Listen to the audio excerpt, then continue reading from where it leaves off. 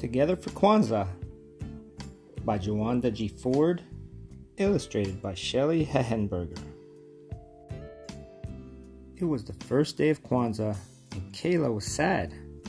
Her big brother Kari could not come home for the holidays because a heavy snowstorm had closed all the roads around his school. Kayla always missed Kari while he was away, but this was worse than ever. Now they would have to start Kwanzaa without him. Kwanzaa was Kayla's favorite time of year. She loved celebrating her African heritage and doing special things with her family.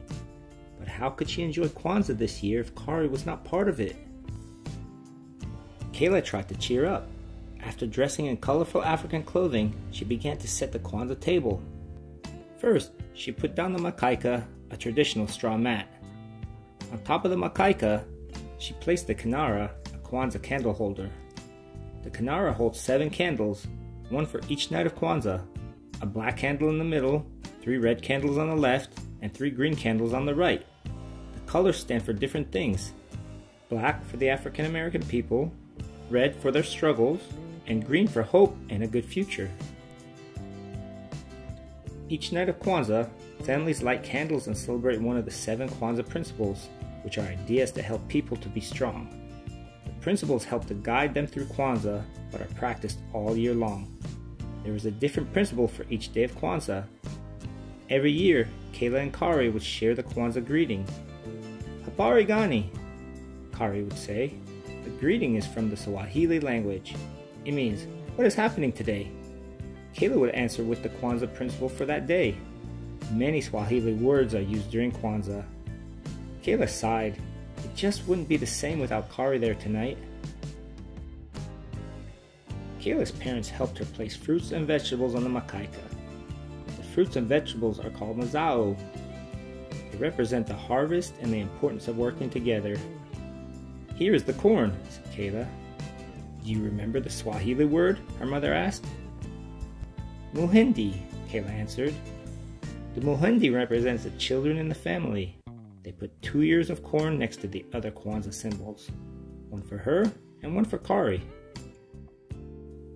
When the table was ready, Kayla's mother helped her light the black candle. Kayla knew that they would light a red candle the second night, a green one the next night, and so on, until all the candles were burning on the last night. Since Kari was not there, Kayla's father greeted her. Habari gani, he said. Kayla answered with the first principle of Kwanzaa. Umoja, she said. Umoja means unity.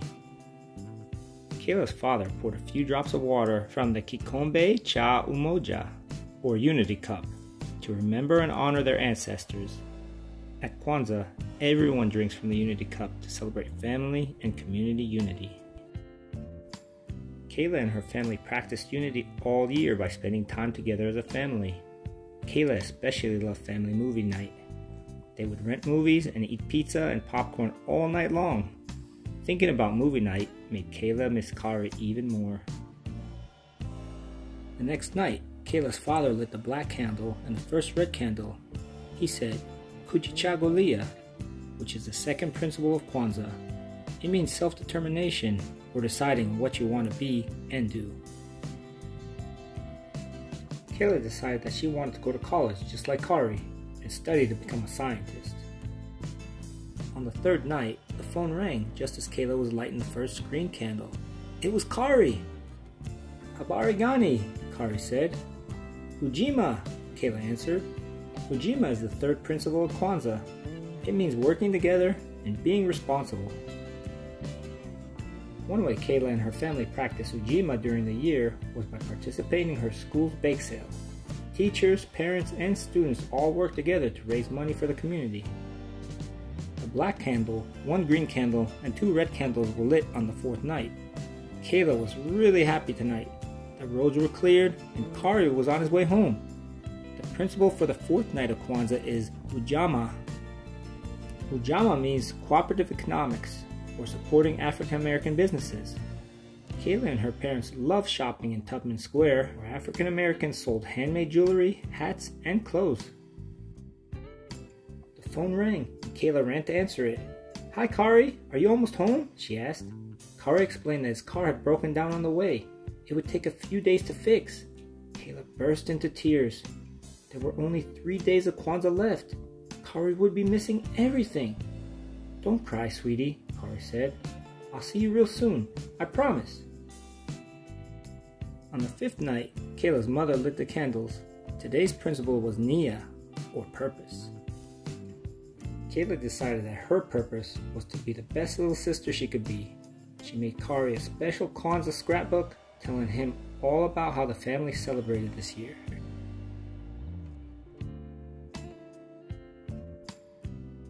Kuumba, or creativity, is the principle for the 6th day of Kwanzaa. After the last red candle was lit, Kayla and her parents made lots of decorations for Karamu that night. The Karamu is a feast where families celebrate with friends and loved ones. Kayla made a flag using the Kwanzaa colors. It was black, red, and green, just like the candles in the Kinara. Soon there was a knock at the door. Kayla ran to answer it. Kari! She yelled as she opened the door wide. No, not Kari, but Grandma and Grandpa are here. Kayla was glad to see her grandparents, but she couldn't help being disappointed that Kari still had not arrived. She kept hoping that somehow he'd come home before Kwanzaa was over. There were many knocks on the door from friends and family. It was hard to be sad with so many people around. Everyone was enjoying the Karamu. There was so much food, they had to have a separate table just for desserts. No one heard Kari at the front door, so he just walked right in. Kayla squealed with delight when she saw him. You made it, Kayla said, smiling. I took a taxi to a bus, he answered, just to see you. Kayla hugged Kari as tight as she could.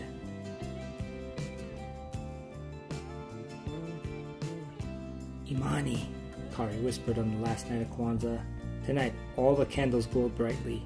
Imani means faith, believing in yourself and others. I believe in our family, Kayla said as they opened their zawadi, or gifts. Kayla knew that zawadi should be handmade or educational. She gave everyone a photo of the family in a frame she had made from old newspapers. Everyone loved their zawadi, especially Kari.